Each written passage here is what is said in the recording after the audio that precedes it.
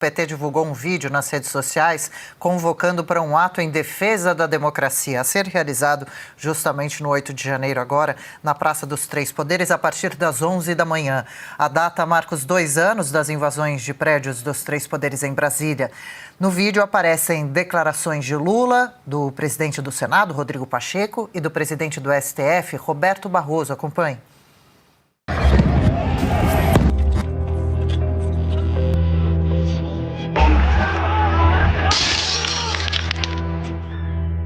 Então foi uma combinação de acontecimentos que fizeram com que nós tivéssemos o ápice da intolerância, do ódio, no dia 8 de janeiro. Esse episódio ressuscitou um fantasma, um defunto que a gente achava que já estava enterrado, que é esse defunto do golpismo.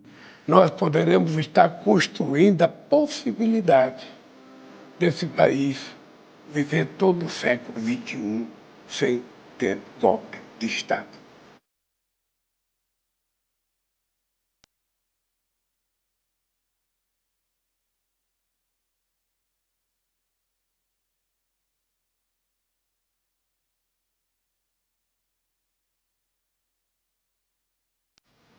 Tá aí, então, o que achou do vídeo, como acha que deve ser encarado o próximo dia 8 de janeiro? Silvio Navarro, boa noite, bem-vindo. Boa noite, Adriana. Quero cumprimentar Augusto Nunes e a Branca também aí no estúdio, Alexandre Garcia, Carlos Cauti, Ana Paula Henkel e quem fecha a semana conosco. Vou fazer coro a tudo aquilo que o Alexandre Garcia já disse, fez uma brilhante explanação com contexto histórico e quero dizer que é um teatro. Tudo isso é um grande teatro que vai acontecer no próximo dia 8 para manter viva uma narrativa de que a democracia brasileira correu risco naquele janeiro de 2023. É tudo um grande teatro, insisto. É claro que naquela data, naquele domingo, que terminou de uma forma muito ruim, que ninguém gostaria, nem nós que jamais apoiamos vandalismo e depredação de prédio público-privado, ou muito menos a ameaça a qualquer CPF, seja uma autoridade ou simples pagador de impostos, muito menos. Mas foi um tumulto, como disse José Múcio Monteiro, ministro da Defesa, como esboçou Nelson Jobim, também ex-integrante do Supremo Tribunal Federal e ministro de governo também, depois um recuo, talvez ali um tanto quanto tácito, mas foi um tumulto. Foi uma tarde em que alguns estúpidos cometeram ato de depredação. E a partir daí foi construída uma tese, uma narrativa de um golpe fictício. Um golpe de Estado que nunca aconteceu, jamais houve uma quartelada, não existe golpe de Estado sem pólvora, muito menos com aquelas pessoas, muitas delas humildes, como esse que estampa a capa da Revista Oeste dessa semana, a primeira do ano. Como o Jean, tem muitos Jeans, tem também o Clezão, que infelizmente não está mais aqui entre nós, deixou a sua família porque estava preso. O que mais chama a atenção dessas pessoas que participaram e hoje estão ou presas a uma tornozeleira ou, em alguns casos, como uma mãe que sacou uma arma, um batom, e escreveu "Perdeu Mané" na estátua em frente ao Supremo Tribunal Federal, removida no dia seguinte a mensagem "O Perdeu Mané" com sabão, talvez, um esfregão, e hoje vive apartada das suas filhas, dos seus filhos. O que mais chama a atenção é elas não terem direito ao devido processo legal. Elas não têm o mesmo direito de um traficante de drogas, de um homicida ou outros que tenham cometido crimes gravíssimos como um latrocínio, um roubo seguido de morte. Porque elas não têm direito à dupla jurisdição. Elas estão sendo julgadas e condenadas pela Suprema Corte, a última corte recursal do país. E a dupla jurisdição é um direito, porque todo cidadão tem o direito de reanálise do seu processo em outra instância. Eles não têm a quem recorrer. Eles só podem recorrer ao mesmo ministro que conduz 21 inquéritos hoje no Brasil, segundo reportagens publicadas desde a virada do ano. Se esse ministro diz não, só resta Deus depois de tudo isso. O 8 de janeiro é uma página que precisa ser virada, mas quem não quer virar esta página é justamente quem alimenta toda essa narrativa para permanecer num consórcio de poder.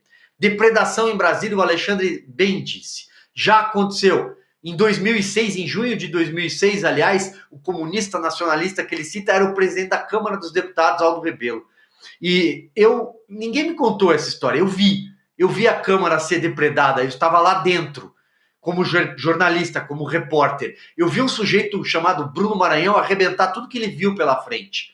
Inclusive o Aldo Rebelo determinou a prisão dele, com mais de 20 pessoas feridas e um Fiat Uno que foi virado. Essa imagem correu o mundo. O Fiat Uno foi tombado em frente a entrada do anexo da Câmara dos Deputados. À época, um dos diretores do DEPOL, Departamento de Polícia Legislativa, Normando Fernandes, teve de ser hospitalizado em estado grave. Isso foi conduzido pela esquerda. Não houve nada com essas pessoas, não aconteceu nada com eles, que agora esses tantos brasileiros que, repito, estavam no lugar errado, na hora errada, estão passando. E para finalizar, Adriana, quando a gente fala do sem anistia, é importante lembrar que já foi dito aqui em 1979, a anistia concedida pelo presidente Figueiredo, o PT nasce em 1980, no ano seguinte. Se não fosse a anistia, nem o PT, nem essas pessoas que hoje bradam estariam na política. Talvez não estariam nem no Brasil. Pois é. Nossa querida Ana Paula Henkel conosco também, para nossa alegria aqui nessa noite de sexta-feira. Ana, bem-vinda. Como avalia essa convocação do PT agora para o 8 de janeiro em defesa da democracia, hein? Boa noite aqui do Brasil para você.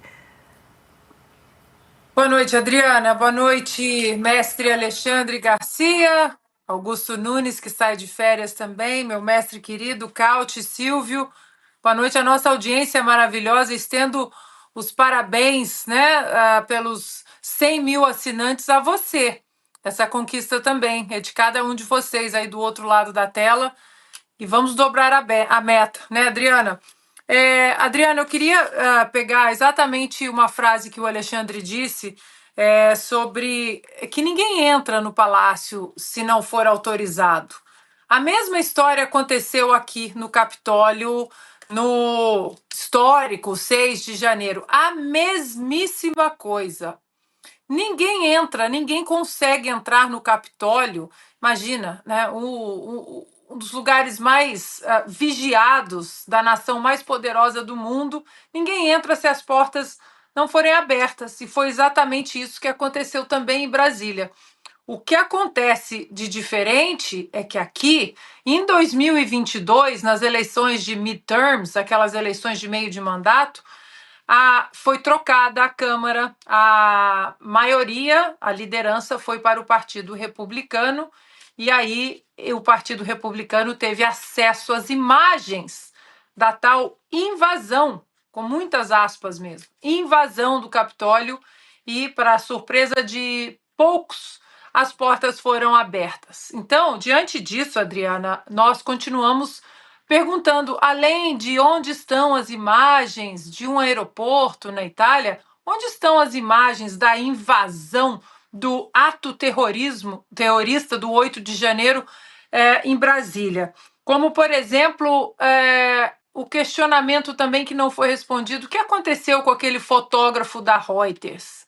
Ali dirigindo, agora o senhor vai para cá, agora o senhor chuta a porta, isso, volta, chuta de novo. O que aconteceu com essa gente? Ou seja, a nossa capital, que é tão vigiada por dezenas e dezenas de câmeras, nada, simplesmente vamos dar de ombros, as imagens foram apagadas, as imagens sumiram e fica por isso mesmo. E enquanto isso, nós vemos pessoas inocentes sendo condenadas a anos de prisão. Eu vou repetir aqui um pedacinho da nossa reportagem de capa. A dona Vildete Ferreira, 73 anos, 12 anos em regime fechado. A diretora de escola Iraci Nagoshi, 71 anos, 14 anos de regime fechado. E a dona de casa, Adalgisa Dourado, 64 anos, cumprirá 16 anos e meio de prisão. Isso é democracia? E aí, nesse vídeo patético que foi lançado hoje, o Rodrigo Pacheco tem a coragem de dizer que o 8 de janeiro foi o ápice da intolerância do ódio. Senhor Rodrigo Pacheco, se o senhor não viu o começo do programa, deixa eu mostrar um vídeo rapidinho para o senhor. A brasileira é um pouco. Não tá sendo bom, né? Mas tá certo, tá certo. Era bom se tirasse, né? Ela é uma mulher. De vez em quando machuca. Aí eu A falei, brasileira, de vez em quando. Aí perde um pouco a perna, né? Mas, assim.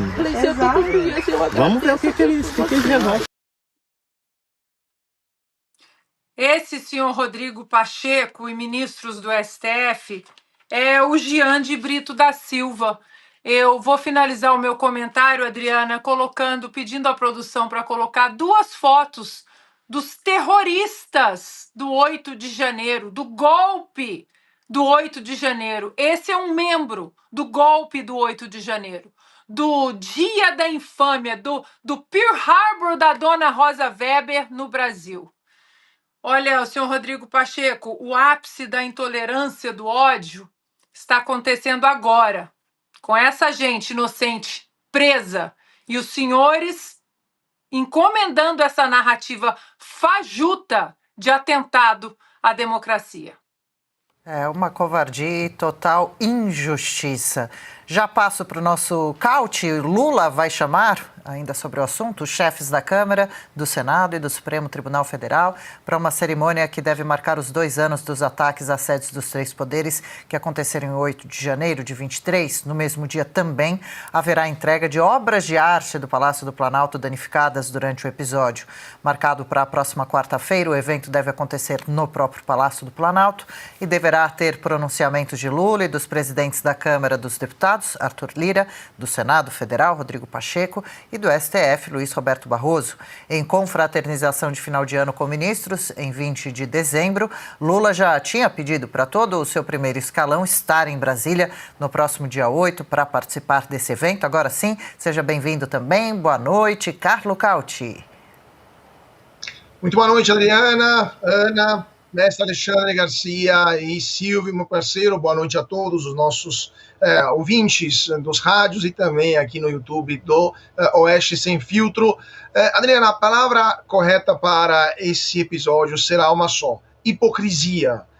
O governo Lula vai ficar marcado na história do Brasil pela hipocrisia, né, do presidente, do alto escalão, também da diplomacia brasileira. Hipocrisia porque se aqui no Brasil o governo Lula diz defender a democracia, o Estado de Direito, contra os golpistas, né, contra como o senhor que vimos, que mora no lixão, é autista, senhoras de Bíblia, né, que seriam os perigosos, as maiores ameaças ao Estado democrático de direito brasileiro. Por outro lado, Lula não tem a mínima vergonha em mandar representações, como a gente vai falar daqui a pouco, representantes diplomáticos na Venezuela, reconhecendo uma eleição fraudada, que levou ao exílio, né, o líder das oposições e também líderes da oposição que estão presos ainda, a gente são prisioneiros dentro do seu próprio país, na antiga embaixada da Argentina. O governo não tem a mínima vergonha em receber felicitações de Vladimir Putin, por exemplo, e não tem a mínima vergonha em apoiar, ou pelo menos em não condenar, a invasão russa da Ucrânia. Lula não tem o menor problema em ter laços estreitos com regimes autoritários como o Irã, que acaba de prender uma jornalista italiana. Ele não tem mínimo problema em manter laços cada vez mais estreitos com o regime totalitário comunista chinês. E vem falar internamente de defesa da democracia e do Estado de Direito. É óbvio que uma fragorosa risada, não só dos brasileiros, mas da comunidade internacional como um todo, acolhe esse tipo de manifestações. Uma fragorosa risada. Inclusive porque o PT, só para terminar, lembrando para o nosso público, o PT que publica esses vídeos francamente ridículos nas redes sociais, é o mesmo PT que não teve o menor problema em soltar várias notas comemorando a reeleição de Nicolás Maduro na Venezuela, dizendo que as eleições foram perfeitamente lícitas no país vizinho. O PT é o mesmo que fala que Cuba está afundando, a economia de Cuba está afundando por causa do embargo americano, que é uma mentira. Cuba é uma ditadura brutal e está colhendo os frutos de 60, mais 70 anos quase de comunismo. Então é isso. Se internamente eles se definem os cavaleiros da democracia, né, os defensores do Estado Democrático de Direito, internacionalmente não tem a mínima vergonha na cara de estar do lado das piores ditaduras, dos regimes mais sanguinários do mundo. Então, o governo Lula ficará marcado na história com uma só palavra: hipócrita.